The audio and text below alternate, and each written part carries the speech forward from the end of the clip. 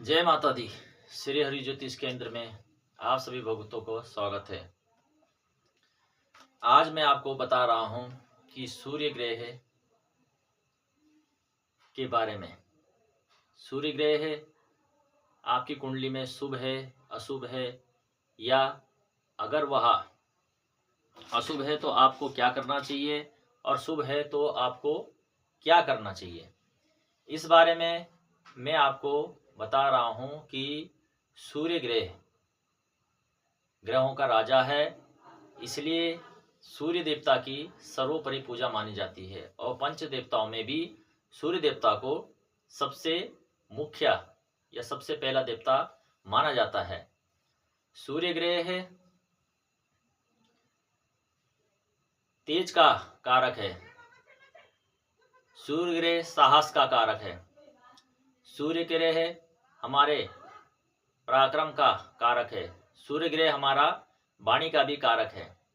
अगर आपके जीवन में आपकी वाणी अशुद्ध है तो कहीं ना कहीं आपका सूर्य खराब होगा।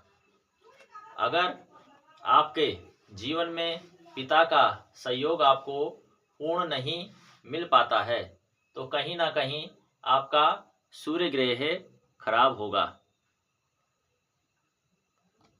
इसकी पूर्णता के बारे में आपको मैं बता रहा हूं कि सूर्य ग्रह आदमी के सबसे मुख्य ग्रह है। अगर यह खराब हो जाता है तो आदमी का जीवन बहुत ही संघर्षमय और बहुत ही कष्टकारी हो जाता है और सूर्य के कारण ही हमारी आँखों के बारे में देखा जाता है और सूर्य से ही हमारे जो मुखवाणी है उसका प्रभाव मिलता है, शरीर के तेज का प्रभाव मिलता है। राजकीय कार्यों में, सरकारी कार्यों में भी सूर्य ग्रह का बहुत अधिक प्रभाव होता है। सूर्य ग्रह से ही हमारे वाणी दोष का भी पता चलता है।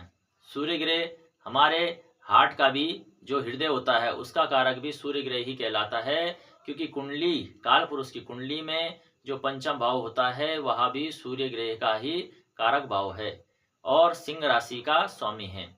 जिस व्यक्ति की भी सिंह राशि होगी उस व्यक्ति का सूर्य स्वामी होगा और सूर्य स्वामी होने से उसे सूर्य देवता की पूजा करनी चाहिए। सूर्य ग्रह बहुत ही अधिक प्रभावशाली ग्रह है, इसकी पूजा आराधना आपको करनी चाहिए, दान धर्म करना चाहिए और आपने सबसे मुख्य कार्य अपने पिता का पांव हाथ लगा के आपको आशीर्वाद लेना चाहिए। सबसे मुख्य कार्य यही है कि आप अपने पिताजी के साथ बहुत अच्छा व्यवहार रखें, पिताजी के साथ आप बहुत ही स्पष्ट और बहुत ही सुंदर वातावरण रखें, पिताजी से कोई द्वेष ना रखें, पिताजी के साथ कोई मनमुटाव ना रखें। अगर पिताजी आपके कुछ अशब्द या गलत बोल भी रहे हैं तो आप उसे अनसुना करके भी अपने ग्रहों को शांत कर सकते हैं। सूर्य ग्रह के प्रभाव को अपने कुंडली में जानने के लिए आपको कुछ महत्वपूर्ण बातें बताने जा रहा हूं। अगर आपका सूर्य ग्रह खराब है तो आपके नाखूनों खराब होने लग जाएंगे। अगर आप सूर्य ग्रह के प्रभाव में हैं तो आपको सरकारी कार्यों में बहुत बाधा होगी या आपके वह कार्य बहुत ही विलंब से होंगे। सूर्य ग्रह का मुख्य कारक ही राज सत्ता है, इसमें अनेक ग्रह का सहयोग होने से ही आपको राज सत्ता मिलती है, मगर सबसे प्रमुख कार्य सूर्य का होता है, क्योंकि सूर्य राजा है। राजा का मतलब है कि आपको राज सत्ता ही प्रदान करनी है, इसलिए आप सूर्य ग्रह की आराधना करें, क्योंकि सूर्य ग्रह सबसे मुख्य हमारे नेत्रों के कारक हैं, तेज वृद्धि के कारक हैं। अगर आपके नेत्रों में कोई दोष पाया जाता है तो आप सूर्य आराधना कर सकते हैं। मैं अपनी नेक्स्ट वीडियो में आपको सूर्य के बारे में या साधना के बारे में बताऊंगा, उसको आप पूर्णता करें और अपने जीवन में सूर्य की जो एनर्जी है उसको पूर्णता प्राप्त करें। सूर्य ग्रह के सबसे मुख्य उपाय हैं कि आपको रविवार का व्रत रखना है।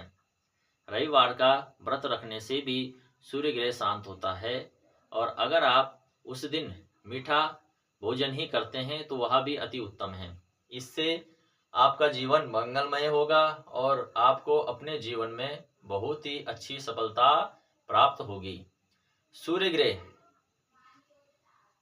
अगर आपके तेज में वृद्धि नहीं हो रही है, तेज का मतलब हमारे चेहरे की व्यक्तित्व होता है कि अगर आप बहुत सारे लोगों में खड़े हैं और आपके अंदर ज्ञान है मगर फिर भी आपका प्रभाव किसी अन्य व्यक्ति में नहीं पड़ पा रहा है, तो इसके लिए आपको सूर्य आराधना करनी चाहिए, सूर्य के मंत्रों का जाप करना चाहिए।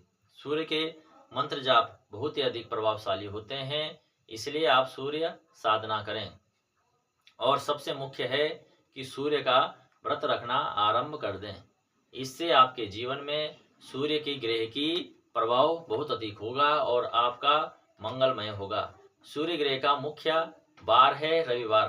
रविवार को आप सूर्य की आराधना कर सकते हैं और आप दैनिक जीवन में जब सुबह स्नान करते हैं तो आपको सूर्य देव को जल चढ़ाना है।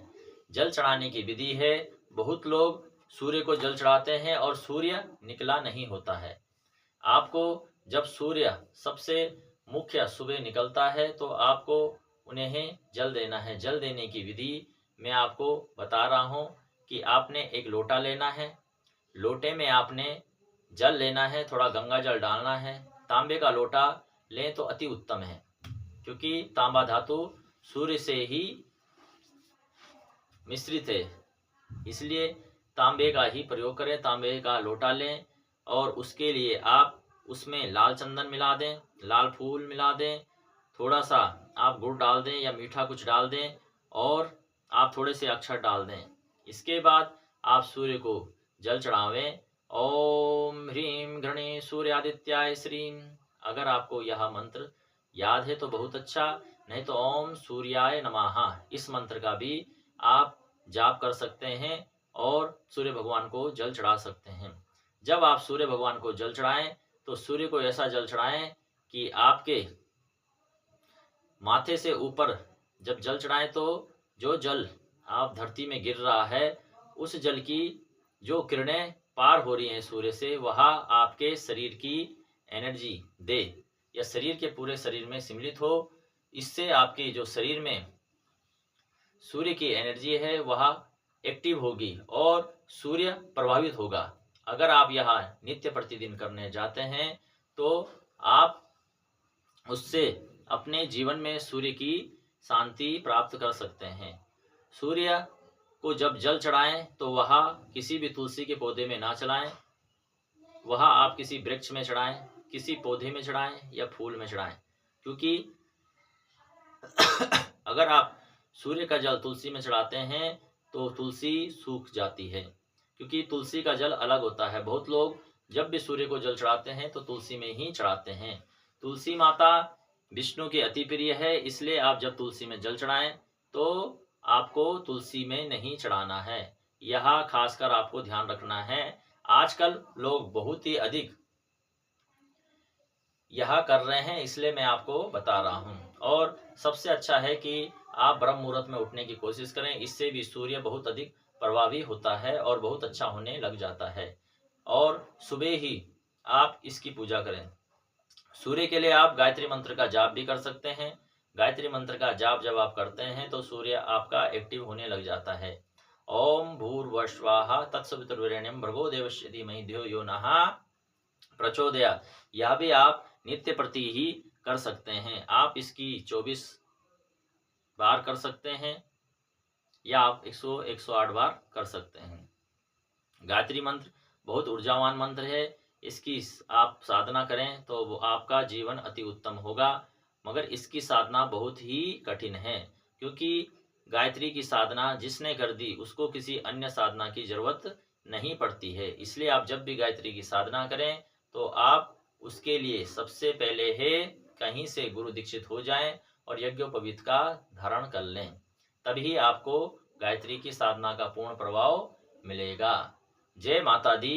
अगर आपको मेरी यह वीडियो दुर्गा पुत्र बहुत अच्छी लगती है तो आप इसे सब्सक्राइब करें, लाइक करें और शेयर करें।